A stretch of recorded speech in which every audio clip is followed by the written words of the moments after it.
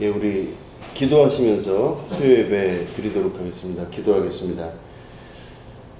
살아계시고 우리와 함께 하시는 여호와 우리의 하나님, 오늘도 주께서 우리를 주님의 전에 이끄셔서 하나님 말씀을 만나게 하십니다. 이 시간 말씀 중에 우리 가운데 임하시는 거룩한 하나님 만나는 시간 되게 하시고, 그 말씀 통하여 주님의 귀한 은혜를 체험하는 귀한 주님의 역사 일어나게 하여 주시옵소서. 모든 것의 시조는 주님 앞에 있습니다. 성령님 이 시간 역사해 주시고 주님의 음성 듣는 시간 되게 하여 주시옵소서. 감사드리며 예수님의 이름으로 기도드립니다. 아멘. 네, 우리 하나님 말씀 함께 보시겠습니다. 누가복음 11장 14절부터 23절까지의 말씀입니다.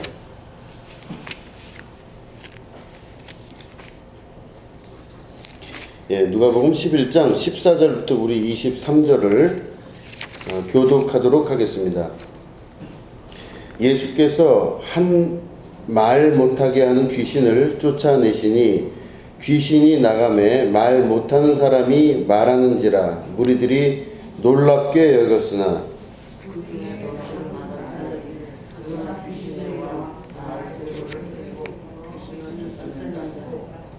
또 더러는 예수를 시험하여 하늘로부터 오는 표적을 구하니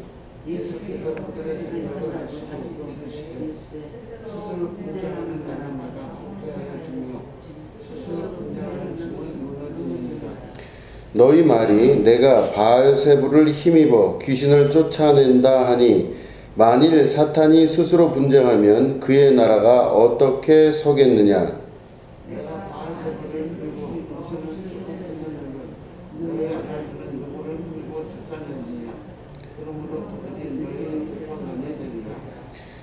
그러나 내가 만일 하나님의 손을 힘입어 귀신을 쫓아낸다면 하나님의 나라가 이미 너희에게 임하였느니라.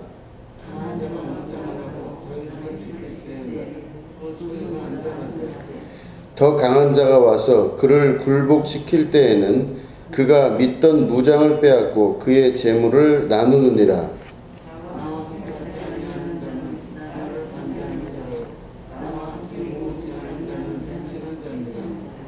아멘. 예, 오늘은 귀신을 쫓아내며 라는 제목 가지고 함께 말씀을 나누도록 하겠습니다. 예수님께서 이제 그 말 못하게 하는 그 벙어리라고 보통 얘기하죠. 말을 못하게 하는 어떤 한 사람이 이제 나타났는데 그 사람에게서 귀신을 쫓아내십니다. 그래서 그 귀신이 그 사람에게서 나가게 되죠. 그래서 이제 그 말 못하는 사람이 말을 하게 됩니다. 그래서 사람들이 막 깜짝 놀라서 그 예수님 주변에서 막 이제 이렇게 뭐 환호성을 했거나 그렇게 됐겠죠. 그런데 더러는, 어떤 사람들 중에 더러는 말하기를 그가 귀신의 왕 바알세불을 힘입어 귀신을 쫓아낸다 하고, 또 더러는 예수를 시험해서 하늘로부터 오는 표적을 구하니, 이렇게 되어 있습니다. 이제 문제가 발생한 거예요. 귀신을 쫓는 거는 좋은데 거기서부터 문제가 발생한 게 뭐냐면, 어떤 사람들은 옆에서 서 있다가 환호성하고 기뻐하는 사람들이 있는 반면에 어떤 더러는, 그 어떤 사람들은 예수님이 귀신의 왕 바알세불을 힘입어서 좀 내쫓는다, 이렇게 보는 거예요. 그리고 또 어떤 사람들은 예수님께 직접 대놓고 물어봅니다. 당신이 하나님으로부터 그 힘을 얻어서 이 귀신을 쫓아냈다는 좀 표적을 좀 구해달라, 이렇게 얘기를 해요. 그때 예수님께서 그들의 생각을 아셨습니다. 그러니까 그들이 무슨 생각을 하고 저러나를 예수님은 이미 아셨죠. 그래서 예수님이 말씀을 하시기를, 귀신의 왕인 바알세불의 힘을 내가 얻어서 새끼 귀신을 쫓아낸다면 그 집안끼리 싸우는 거 아니냐 이거죠. 그러니까 그 말이 안 된다, 그 말씀을 하시는 겁니다. 내가 만약에 바알세불을 힘입어서 이 귀신을 쫓아낸다면 이거는 도무지 그 한 집안에서 집안끼리 싸움이기 때문에 말이 안 되는 거 아니겠냐. 그렇죠. 타당한 말씀이시죠. 그런데 만약에 이 귀신 쫓는 것만 보고 너희들이 그런 얘기를 한다면 너희의 아들들, 여긴 지금 너희의 아들들이라고 나왔어요. 너희의 아들들이 귀신 쫓을 때는 그는 하나님의 힘으로 쫓는 거냐, 누구의 힘으로 쫓는 거냐 물어봐요. 근데 그 아들들을 이게 번역본을 이제 보니까 아들로 돼 있는데 성경의 원어를 이렇게 들여다보니까 너희 그 그룹, 그 멤버들, 그러니까 다시 말해 이게 서기관이나 뭐 그런 종류들 같아요. 이 사람들이 정확한 누군지는 나오진 않지만 서기관 혹은 바리새인 아마 이쪽에 있는 사람들 같습니다. 이 사람들이 그 당시에 그 하나님 말씀을 의지해서 귀신을 쫓는 일을 했긴 했던 거예요. 예수님만 하신 건 아니었었어요. 그러니까 다른 사람들도 귀신을 쫓고 이제 그런 일이 있었죠. 그래서 선견자라고도 하고 혹은 뭐 랍비라고도 하고 서기관이라고도 하고 하는 이런 사람들이 귀신을 내쫓으면서 병을 고치는 일은 있었던 겁니다. 그런데 그러면 너희들이 나보고 귀신을 쫓을 때 귀신의 앞잡이인 바알세불을 힘입어서 그랬다고 하는데 너희 아들들, 그러니까 너희 그 멤버들, 너희들의 사람들이 귀신을 쫓을 땐 누구의 힘을 힘입어서 귀신을 쫓는 거냐 이렇게 오히려 물어보세요. 그래서 오히려 말씀하시기를 만약에 너희의 그 사람들이 너희 그 사두개인, 바리새인이나 서기관이나 이런 사람들이 귀신을 바알세불을 힘입어서 쫓는다 그렇게 한다면 그 사람들이 너희들의 지금 그런 나에 대한 그런 이야기를 받아들일 수 있겠냐. 그래서 오히려 그 사람이 여기 오면 재판관이 될 수 있겠다 이런 말씀을 하시는 거예요. 자, 그런데 이제 이 이야기를 가만히 이렇게 생각을 해보시면 이 바알세불이라고 하는 그 귀신은 뭐냐면 바알이라고 하는 거는 주님이란 뜻이에요. 주님. 그러니까 주인 혹은 주님, 이게 바알입니다. 그러니까 세불, 그럼 뭐냐면 이게 세북이라고 하는 이제 그 히브리어에서 나온 건데, 세북이라고 하는 거는 이제 그 뭐 높은 곳이라고 하는 뜻도 있고, 근데 그 다른 의미가 또 있습니다. 똥이라고 하는 뜻이 있어요. 세북이라고 하는 게. 똥이라고 하는 뜻이 있고, 좀 지저분하지만 이제 똥이 있는 곳에 파리가 끼잖아요. 파리떼가 왕창 몰려 있어서 그거를 파리라고 또 해석을 합니다. 그래서 파리의 왕, 아주 그 잡스러운 파리들의 왕, 똥의 왕, 이런 게 바로 바알세불이에요. 그 원래 뜻이. 그 바알세불이 귀신 중에서 제일 더럽고 제일 악하다고 합니다. 그래서 바알세불을 모시는 그 신전은 깨끗하면 안 돼요. 그 옛날 그 고대로부터 바알세불을 모시는 신전들은 깨끗하면 안 돼요. 눅눅하고 축축하고 어두워야 됩니다. 그래서 보면은 바알세불을 모신 신전들은 동굴 안쪽으로 들어가 있거나 그래서 이상하게 음침하고 축축하고 빛이 없고 이런 데가 바알세불을 섬기기에 아주 좋다고 그렇게 이야기를 해요. 그 한국 우리 전통 그 이제 이런 여러 가지 일들을 보면은 무당들도 그 보면 귀신들이 있는 곳은요 깨끗하지가 않아요. 정갈하고 깨끗하지가 않고 어둡고 축축하고 아주 으시으시하고 그리고 지저분해 보이는 곳에 꼭 그런 곳에 성황당을 두거나 그래서 빛이 들지 않고 막 이끼가 많고 막 이런 곳에 대부분 성황당이나 귀신 모시는 이제 그런 것들을 하는 것을 많이 볼 수가 있습니다. 무당들이 보통 그 산에 올라가서 재를 이렇게 뭐 모신다 그러죠. 재를 드릴 때 그런 곳을 유독 찾아와요. 그래서 이렇게 이제 산을 좀 왔다 갔다 하고 하다 보면은 이상하게 유독 해가 없는 곳, 그리고 바위가 이렇게 있는데 그 밑에 음침하고 이렇게 습기 찬 곳 같은 곳, 이끼가 많고 이제 그런 곳, 지저분해 보이는 그런 곳에 꼭 귀신들을 섬기는 그런 게 있어요. 그러니까 아마 이 바알세불이라고 하는 이 귀신의 왕인 이 존재가 생각을 가만히 해보면 그 파리의 왕이라고 하는 게 이해가 되기도 하고 음침하고 더럽고 추악한 것들이 많다 이렇게 보이기도 합니다. 그래 보면 어쨌든지 간에 귀신과 관련되어 있는 것 중에 최고의 왕이 바로 바알세불이에요. 그래서 아주 축축하고 더럽고 추악한 이런 곳이 바로 바알세불을 섬기고 모시는 이제 그런 제단이라고 볼 수 있어요. 그런데 만약에 거기에 빛이 비치기 시작하면 거기는 바알세불이 견딜 수가 없는 겁니다. 빛이 비추면. 그래서 하나님은 곧 빛이시죠. 그죠? 예수님도 빛이시고, 그래서 빛이 하나님과 함께 계심에, 그죠? 태초에 그 빛이 이 땅에 오매 사람들이 그 빛을 알지 못했건을 이렇게 요한복음은 설명하고 있습니다.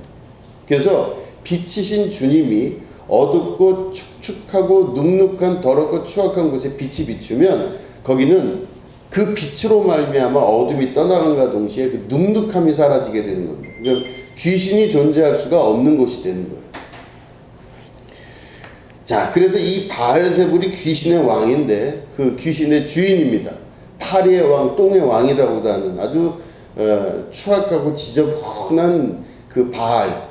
이게 이제 그 당시에 귀신의 왕이라고 여겨지는 이제 그 존재였는데, 사람들이 생각할 때 그 귀신을 쫓을 때 보면은 앞에 예수님이 계신데 그 예수님이 귀신을 쫓으니까 저 바알세불 그 왕, 바알세불 귀신의 왕의 사주를 받거나 그 힘을 가지고 저렇게 귀신을 내어 쫓는구나, 이렇게 생각을 한 거예요.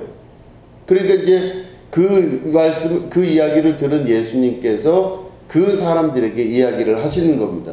내가 바알세불의 그 힘을 받았다고 생각하냐? 그러면 귀신을 쫓는 행위는 말씀드린 대로 한 가정에 분란이 일어나는 거다. 이거는 말이 안 된다. 이 말씀하시고, 너희들 중에서도 귀신 쫓는 자가 있지 않았느냐? 그러면 너희들이 귀신 쫓을 때는 누가 쫓은 거냐? 너희들은 누구의 힘입어서 귀신을 쫓았냐? 그럼 내가 귀신을 쫓은 것과 똑같이 너희들도 바알세불의 힘입어서 쫓았냐? 아니지 않느냐? 너희들 여호와 하나님의 힘을 의지해서 악한 더럽고 추악한 귀신을 내쫓은 거 아니냐, 이렇게 말씀을 하시는 거죠. 타당한 말씀인 겁니다. 두 번째는 바로 뭐냐면 예수님이 말씀하시기를, 두 번째는 예수를 시험하여서 하늘로부터 오는 표적을 구했습니다. 예수님이 귀신을 쫓았는데 예수님이 귀신 쫓은 그걸 보고 나서 바알세불의 힘인지 누군지 모르니 하늘로부터 오는 표적을 구한 겁니다. 그러니까 새로운 걸 좀 보고 싶은 거예요. 자, 사람들의 이 심리가 얼마나 악하냐면, 사람들은 자기가 생각하는 그 기준에 넘어서는 것을 기적이라고 생각하고 이적이라고 생각합니다. 그게 하늘의 표적이라고 생각해요. 그러니까 다시 생각하면 하늘로부터 오는 표적을 막 달라고 할 때 하늘로부터 갑자기 번개가 치든가 비둘기가 내려오든가 아니면 예수님이 하늘로 승천을 갑자기 한다든가 이런 기적과 같은 일들이 일어나야 당신이 귀신 쫓은 거를 하나님의 힘으로 했다고 우리가 믿겠습니다, 이런 거예요. 자, 여기에 기준점이 바로 뭐냐면요, 내가 믿겠다 이거예요. 내 기준이에요. 내가 생각할 때 그 기적이라고 하는 그 기준점이 내 기준에 맞춰서 볼 때의 기적이에요. 그러니까 그 말은 뭐냐면, 이 사람들이 예수님을 평가할 때 하늘로부터 오는 기적이라고 하는 것은 자기들이 예수님을 평가하여 하나님께로부터 왔나 안 왔나를 자기 눈으로 평가하겠다는 뜻입니다. 하늘로부터 또 오는 마술적인 기적을 바라는 대부분의 사람들은 지극히 이기적인 거고, 자기 스스로 자기 기준에 맞춰서 이 앞에 있는 그 대상을 옳다 그르다 자기들이 평가하겠다고 하는 그런 의도가 그 속에 들어가 있는 것이죠. 그럴 때 이제 이 사람들 가만히 이렇게 보면 결국에는 그 모든 것들이 앞뒤가 다 맞지가 않는 이제 요구를 하는 것입니다, 예수님 보실 때. 근데 이제 우리가 이제 이야기를 잘 생각을 해보시면서 다시 한번 이 말씀을 보시면, 만약에 우리들 눈앞에 지금 여기 예수님이 만약에 여기 계시면 어떠시겠어요? 너무 좋겠죠. 그 예수님이 오셔서 우리 교회에서 귀신을 내어 쫓으시고 말 못하는 사람이 말을 하게끔 만드셨어요. 그럼 여러분들은 어떠실까요? 좋으시겠죠. 그리고 그 예수님을 막 껴안을 수도 있고 예수님 품에 안길 수도 있고 예수님하고 하루 종일 얘기하고 싶을 수도 있어요. 그 예수님과 함께하고 싶고. 저 같으면 그럴 것 같아요. 저 속에 있는 깊은 얘기 막 할 것 같아요. 예수님 제가 이제 이랬고 저랬고 막 이러면서 그분이 메시아시고 그리스도이시기 때문에 그 예수님에게 제가 막 얘기를 하고 욕심껏 내가 부릴 수 있다면 그 예수님을 쫓아가서 예수님과 함께하고 싶은 그런 마음이 있을 거예요. 앞에 예수님이 계시면. 그러면 그 똑같은 예수님이 계시면 저 같으면 그럴 것 같아요. 그분이 곧 그리스도시고 그분이 하나님 자신이신데, 그 독생자 그리스도께서 나를 구원하실 분이신데 그 예수님에게 내가 다가가서 그냥 다 부탁하고 말하고 이야기하고 속에 있는 이야기 다 하고 예수님 꼭 껴안고 아마 그럴 것 같아요. 그런데 그 예수님을, 똑같은 예수님인데 왜 이 사람들은 보지 못하는지. 그 당시에 보면 예수님을 똑같이 봤던 사람들 중에서도 정말로 그 옷자락이라도 만졌으면 좋겠다 하는 혈루병 걸린 여인이 있고, 또 어떤 사람들은 사람들이 싫어하는데도 불구하고 그 눈을 뜨게 해달라고 막 쫓아와서 예수님에게 다윗의 자손이요, 그 말은 메시아여, 우리를 구원하러 오신 그리스도시여, 이렇게 소리를 지르는 거거든요.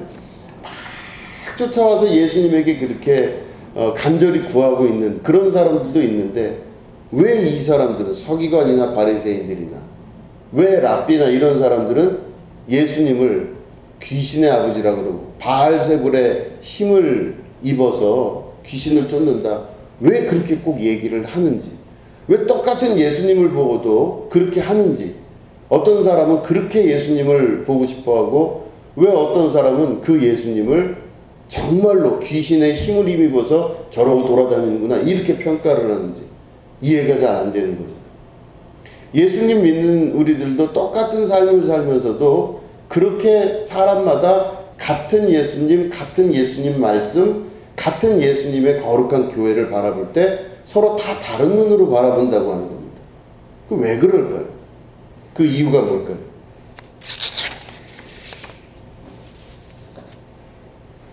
그들은 예수님을 바로 눈앞에 두고도 그 예수님을 예수님으로, 그리스도로 보질 못하는 겁니다. 아무리 예수님이라고 설명을 하고 소개를 해도, 그리고 귀신을 쫓아내도 그거를 자기식으로 해석을 하는 거예요. 이거 귀신을 쫓아냈으니까 이거 귀신의 아비가 여기 임한 것이다, 이렇게 해석을 해버린 거예요. 그러니까 예수님을 그리스도로 인정을 못한다는 겁니다. 중요한 거는 그들은 그들의 눈이 문제였었어요. 그러니까 앞에 있는데도 볼 줄 모르는, 그게 그들의 문제였었어요. 눈이 있어도 볼 줄 모르고 귀가 있어도 들리질 않는 거예요. 그 뭐 우리 말로도 그래, 소귀의 경읽기라는 말이 있지 않습니까? 그러니까 눈이 있는데 보지 못하고 귀가 있는데 듣질 못하는 거예요. 우리의 감각이 있어서 그분 손을 만지는데도 그분인 줄 모르는 거예요. 그러니까 답답한 노릇이죠.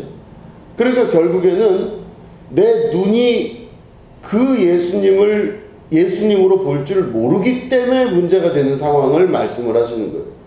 귀가 있어서 분명히 듣는데도 그 음성을 주님의 음성이라고 들을 줄 모르는 그 사람들의 마음 상태를 말씀하고 계시는 것입니다. 여기 나와 있는 그 덜어는 이라고 하는 이 단어를 쓰면서 이게 서기관이라고 제가 말씀드렸어요. 여러 자료들을 보니까 서기관일 가능성이 높습니다. 근데 그 사람들을 보면 그들은 왜 눈이 이렇게 가려져서 예수님을 메시아로 못 볼까? 왜 못 볼까? 이렇게 보면 그들은 자기가 지식이 높다고 생각하는 사람들이었습니다. 서기관들의 가장 중요한 특징은 자기들이 지식이 되게 높다고 생각하는 거예요. 그러니까 나는 굉장히 지식이 높아서 율법에 대한 지식을 너무 잘 알고 있기 때문에 메시아인지 그리스도인지 바알세불인지 누군지 내가 다 안다, 이게 있는 거예요, 저 안에. 그러니까 심각한 율법적 교만을 갖고 있는 겁니다. 그러니까 다 아는 거예요, 자기가. 그러니까 앞에 있는 예수님이 그리스도가 맞다 혹은 아니다를 자기들이 평가할 때 아니다, 이거가 결론이 난 거예요. 그러니까 자기들의 지식이 굉장히 높다고 생각을 했고, 그들은 자신들의 판단이 정말로 완전히 맞다고 믿은 거예요. 그러니까 그렇게 믿으니까 그렇게 행동하고, 그렇게 믿으니까 그렇게 살아가는 거겠죠. 예수님을 그렇게 판단해버린 겁니다. 그리고 그 사람들은요, 율법은 율법적으로 완전하다고 생각한 거예요. 자기들이 정말 완전히 잘 알고 있기 때문에 앞에 계신 예수님 정도는 자기들이 충분히 알 수 있다, 이렇게 여긴 겁니다. 근데 이 사람들이 율법을 잘 아는데 가장 큰 문제점이 뭐였냐면요. 율법이 틀린 건 아니에요. 율법도 하나님으로부터 온 거기 때문에 율법 자체도 온전합니다. 율법은 괜찮은 율법이죠. 그런데 이 율법의 온전함을 넘어서서 뭐가 가장 큰 문제였냐면 율법을 자기들 입맛에 맞게 해석하는 거였어요. 이 사람들이. 다 자기 눈에 맞게끔 해석을 하는 겁니다. 그 율법을 해석할 때 자기 입맛에 맞게 자기 뜻에 맞게 이거를 해석을 하다 보니까 율법은 맞는데 율법을 해석하는 이 사람들의 욕심과 자기 의도 때문에 율법이 잘못 적용이 되는 거예요. 그러니까 예를 들어서 칼이 있어요. 그럼 칼이 있으면은 그 칼은 누가 쓰냐에 따라서 달라지잖아요. 누가 쓰냐에 따라 달라지는 겁니다. 이거가 아주 인류 요리사가 이 칼을 갖고 있으면 이건 아주 대단하게 잘 사용하는 칼이 될 거예요. 그 제가 저 독일에서 그 전에 있을 때 이제 한국에 잠깐 들어오잖아. 학교에 이제 한국에 들어올 때 그 독일 칼이 유명해요. 찌빌링이라 그래서 그 쌍둥이 칼. 그때는 우리나라에 그런 게 없어가지고 그런 걸 이제 갖고 와서 이제 선물로 주기도 해요. 그러면 공항에서 이제 누가 나와서 부탁을 하는 사람들이 나와요. 이제 그땐 김포공항이었는데 이게 나오면요, 이제 부탁받아서 저는 갖고 독일에서 들어오는 거죠. 그럼 이 사람들한테 이제 칼을 부탁받았으니까 이걸 줘야 돼요. 그럼 그 사람들한테 1,000원이나 5,000원이나 10,000원을 받아야 돼요, 제가. 이미 칼값은 다 받았는데 왜 받냐면은 그때 무슨 미신 같은 게 있었대요. 그래서 이 칼을 돈 주고 사야 이 칼 갖고 나쁜 짓을 안 한다. 뭐 이런 게 있었대요. 그게 저는 그 듣도 보도 못한 그런 거를 그때 처음 알았어요. 그래서 전 칼 이제 부탁한 분한테 이렇게 공항에서 전달을 하는데 그분이 저한테 1,000원을 주더라고요. 그래서 1,000원 받았어요. 왜 이걸 주제니까 이 칼이 나쁜 데 쓰이지 않게 하려면 액땜하려고 1,000원이나 돈을 내야 된대. 들어본 적 있으세요? 칼 거래를 잘 안 하셔서 모르겠는데 그런 게 있대요. 아무튼 그래서 이제 그거를 전달한 적이 있어요. 똑같은 칼인데 그 칼이 강도에게 들어가는 칼과 인류 요리사에게 들어가는 칼은요 똑같은 칼인데 완전히 쓰임새가 달라요. 그러니까 같은 칼을 봐도 이 사람이 바라보는 칼과 저 사람이 바라보는 칼이 다른 칼이에요. 참 이상하죠? 총도 마찬가지예요. 총도 그 총을 어떻게 쓰냐에 따라 달라지는 거고. 그럼 앞에 있는 모든 물건과 내가 생각하고 있는 많은 앞에 있는 것들이 그 물건이나 그 자체가 잘못된 건 없어요. 칼이 잘못한 적도 없고 총이 잘못한 적도 없어요. 그런데 그 칼과 총이나 혹은 모든 내 앞에 있는 내가 사용하는 많은 물건들을 누가 쓰냐에 따라 이게 다 달라지는 거예요. 그러니까 똑같은 거를 누가 쓰냐에 따라 이거 보면은 얼마 전에 그 대구인가요? 그 이렇게 변호사 사무실에 휘발유통 들고 들어가서 불을 냈잖아요. 그러면 석유가 나쁜 건 아니잖아요. 휘발유도 좋은 휘발유죠. 비싸죠. 요즘 기름값도 비싼데. 그런데 그 휘발유가 어떤 사람이 쓰니까 그런 무시무시한 또 도구가 되는 거죠. 그러니까 결국엔 모든 물건 중에서 누가 쓰냐에 따라 달라지는 것처럼 율법이 하나님으로부터 온 것이기 때문에 온전하고 완전하다고 하지만 그 율법을 누가 쓰고 어떤 방식으로 쓰냐에 따라 이게 달라진다는 것을 예수님은 계속 말씀하고 계시는 거예요. 너희들이 율법을 알았으나 잘못 알고 있다. 율법에서 이렇게 지금 쓰여져 있으나 너희들이 그걸 잘못 사용하고 있다는 걸 끊임없이 말씀하고 계시는 겁니다. 그러니까 결국에는 율법을 이 서기관들은 자기들의 뜻에 맞게끔 이걸 바꿔 쓰는 거예요. 다 바꿨어요. 그러니까 결국에는 하나님 말씀은 온전하지만 그 말씀이 온전하게 쓸 수가 없는 거예요. 사람들이 이미 타락하여 하나님 말씀마저도 왜곡하여서 이해했기 때문에 맞지가 않는 거예요. 앞뒤가 맞지가 않아요. 그러니까 결국엔 그들이 율법으로 예수님을 바라본다고 하지만 제대로 된 모습으로 예수님을 그리스도로 바라볼 수가 없었다는 겁니다. 그 당시에 종교 지도자들인 서기관, 바리새인, 율법교사, 사두개인, 제사장, 레위인 등 이런 사람들은 다 자기의 그 율법적인 지식들이 온전하다고 생각하고 그걸 기준으로 바라봤지만 다 틀린 거예요. 맞다고 생각했지만 다 틀린 것들입니다. 그들의 경험과 말이 온전히 또 맞다고 자기들이 생각했지만 자기가 맞은 게 아니라 다 틀린 거였었어요. 결국엔 예수님의 말씀 안에서 보면 그들의 말들은 다 틀린 거예요. 그런데 이게 말씀하고도 연결이 됩니다. 말씀을 가만히 우리 보면 우리들은 하나님의 의를 위해서 사셔야 돼요. 하나님의 의가 바로 뭐냐면요, 하나님은 옳으시다 이런 뜻이에요. 그 옳을 의자잖아요. 그죠? 하나님은 선하시고 하나님이 맞습니다 이런 뜻이에요. 그러니까 우리가 하나님의 의를 위해서 산다는 건 뭐냐면 하나님이 맞습니다 이걸 위해서 하는 겁니다. 우리가 하나님이 맞습니다. 그러면 우리가 하루하루를 살아나갈 때 우리 삶의 목표가 뭐냐면 하나님이 맞습니다. 예수님 말씀하신 그 말씀이 맞습니다를 위해 내가 살아가는 거예요 오늘. 그죠? 그걸 위해 살아나가는. 그런데 우리는 뭘 위해 살아나가냐면 많은 부분 나의 의를 위해서 살아나가요. 나의 의는 뭐냐면 내가 옳다 이걸 위해서 살아나가요. 그러니까 하나님이 옳다와 내가 옳다가 계속 부딪히는 겁니다. 평생 그게 부딪히는 거예요. 내가 옳은지 하나님이 옳은지 나는 내가 옳지 않고 하나님이 옳습니다. 이걸 위해서 한다면 자기를 온전히 십자가 앞에 내려놓으셔야 되는 거지. 원래 말씀대로 하자면 그렇지 않습니까? 그러니까 내가 살아가는 주 목적은 하나님이 옳습니다. 이걸 위해서 하는 거예요. 그럼 하나님이 옳기 위해서는 반드시 따라와야 되는 게 뭐냐면 나는 틀렸습니다. 자기 부인이 있지 않고는 예수님을 따라갈 수가 없는 겁니다. 누구든지 자기를 부인하고 자기 십자가를 메고 나를 쫓을지니라 그러셨잖아요. 그러니까 자기를 부인한다는 건 곧 하나님은 옳습니다 이걸 말하는 거예요. 하나님이 옳다는 걸 우리가 증명할 방법이 없죠. 옳은 게 뭔지 잘 모르겠어요. 그러나 분명히 우리가 할 수 있는 건 뭐냐면 자기를 부인하는 건 확실히 할 수 있어요. 그죠? 내가 옳지 않습니다. 내 경험과 의지와 내 지식, 내가 율법을 바라보는 그 시각, 내가 살아오는 모든 방식이 맞지가 않습니다. 주님, 오늘 저는 또 틀렸습니다. 이거를 하나님 앞에 고백하고 예수님 앞에 고백하고 사는 삶이 돼야 돼요. 이게 보니까 여기 서기관들은 그게 안 돼 있는 거예요. 자기는 독야청청 맞아요, 자기가. 그러니까 예수님을 바라볼 때 귀신의 왕인 바알세굽의 지금 사주를 받아서 귀신 쫓고 저 예수가 저러고 다니는구나 이렇게 보는 거예요. 그런데 만약에 성경엔 그렇게 나와 있지 않지만 만에 하나 서기관들이 자기가 옳지 않다라고 자기를 부인했다고 치면 쉽지 않겠죠.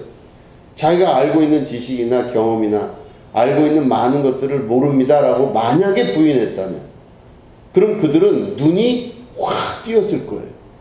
자기를 부인하면 예수님이 보이기 시작했을 거예요. 자기를 부인하면 하나님의 나라가 자기 눈에 보이기 시작했을 겁니다. 근데 그들은 부인을 못했어요. 그들은 자기를 부인하지 못하고 평생 자기를 위해서 자기가 옳다는 것을 위해서 사는 거예요. 그러니까 내가 하나님의 의를 위해서 하는 자가 아니라 자기의 옳음을 위해서 하는 거예요. 그냥 뭐 기도하는데도 전부 다 자기를 위해서 하는 기도죠. 내가 옳은 걸 위해서 하나님 도와달라 이겁니다. 내가 옳은 걸 위해서 하나님 도와달라 이거예요.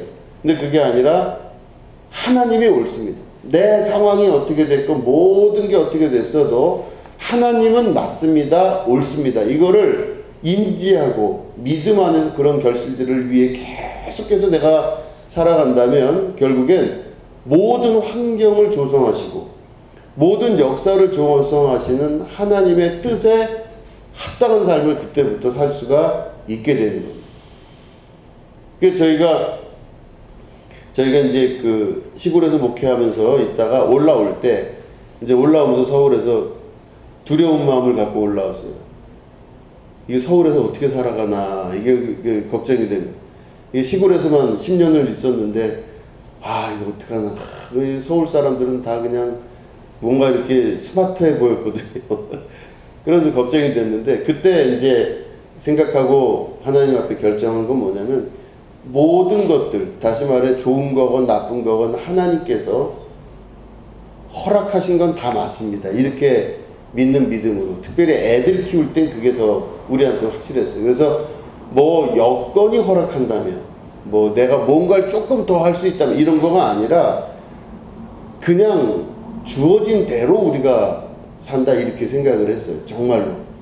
그래서 저 맨 처음에 목회 나갈 때도 마찬가지고, 이제 뭐 선교사가 되겠다고 혼자 생각했을 때도 그렇고 했을 때 현지인들과 그 자리에서 계속 있겠다, 이 말을 하나님 앞에 기도하고 우리의 여건에 하나님께서 허락하신다면 그게 다 맞는 겁니다.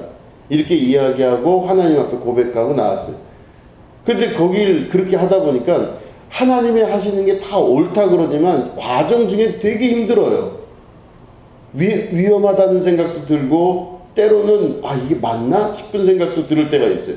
내가 너무 이게 지금 고루하게 생각하는 게 아닌가? 아니, 어떻게 사람이 융통성이 있어야지 그렇게까지 미련 맞을 정도로 융통성 없게 그렇게 살아갈 수 있나? 앞뒤 생각 없이 그렇게 사는 게 맞나? 어떻게 그 맨날 하나님이 옳다고만 그러고 살 수 있겠나? 아니, 내 주변에 지금 문제들이 이렇게 발생하면은 그 발생하는 문제를 다 봤을 때 그게 어떻게 하나님이 옳다고 그럴 수 있나? 그런 생각이 가끔 팍팍팍 속에서 올라와요. 육신을 갖고 있기 때문에 육신의 죄로 인한 제 안에 있는 생각도 그런 게 막 올라올 때가 있어요. 근데 그럴 때마다 하나님이 상황을 허락하셔서 그런 마음을 깨부수시고 그 목적했던 대로, 뜻한 대로 자기를 부인하고 하나님만 옳습니다라고 하는 일에 갈 수 있도록 도와주셨어요. 성령께서. 그러니까 주변 환경에 의해서 잘 적응하여 이렇게 뭐 유도리 있게 넘어가고 뭐 어떻게 이렇게 가는 게 아니라 그냥 미련 맞을 정도로 환경의 모든 조건에 아멘하고 쫓아간 겁니다. 그 아멘하고 쫓아갔는데 하나님께서 한 번도 실망시키지 아니하시고 주께서 이끄시는 그 길에 완전함은 오늘날까지도 완전하게 하셨어요. 참 희한한 겁니다. 그러니까 결국에는 하나님에 대한 신뢰, 하나님이 맞습니다. 하나님은 온전합니다. 이거를 하기 위해선 자기를 부인하는 일이 반드시 있어야 되고, 그거는 제 얘기가 아니라 말씀드린 대로 누구든지 나를 따라오려거든 자기를 부인하고 자기 십자가를 메고 나를 쫓을지니라 하신 예수님 말씀이 맞는 말씀입니다. 그래서 있다 보니까 하나님께서 오늘도 오르신 일을 하셨고, 하나님은 언제나 삶 가운데, 신앙 가운데, 모든 역사 가운데 오르시다고 하는 믿음의 결단 가운데 하나님을 쫓아가고 예수 그리스도를 믿고 우리가 살아갈 수가 있는 것입니다.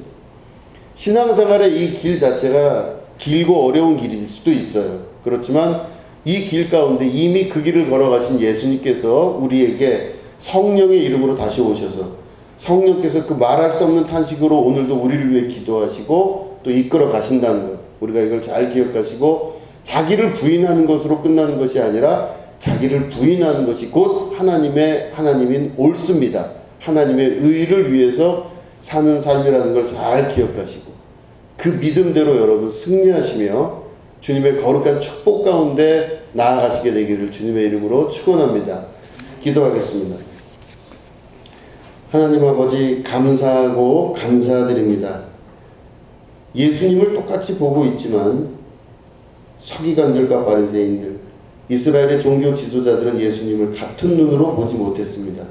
그들은 똑똑하고 잘 배우고 지식이 많고 율법의 온전함을 알고 있었지만 결국 그것으로 인해 그들이 온전히 망하여 무너진 것을 다시 한번 우리가 확인을 하게 됩니다.